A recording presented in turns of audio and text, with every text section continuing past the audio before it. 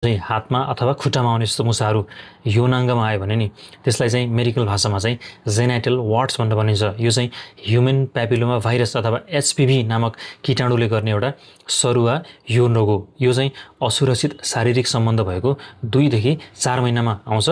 कसैलाई चाहिँ 10 महिना 12 महिनापछि पनि आउन सक्दछ। यदि यस्तो प्रकारको मुसा महिलालाई आएको छ भने चाहिँ कस्तो प्रकारको ह्युमन प्यापिलोमा भाइरस कुन स्ट्रेनको एचपिभीले चाहिँ सङ्क्रमण गरायो भनेर जाँच गर्न जरुरी छ।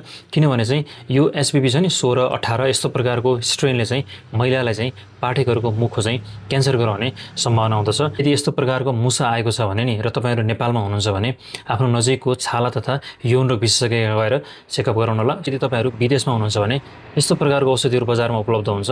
तपाईहरु डाक्टरको सुपरभिजनमा चाहिँ अथवा डाक्टरहरुसँग कन्सल्टेसन गरेर यस्तो प्रकारको औषधिहरु प्रयोग गर्न सक्नुहुन्छ।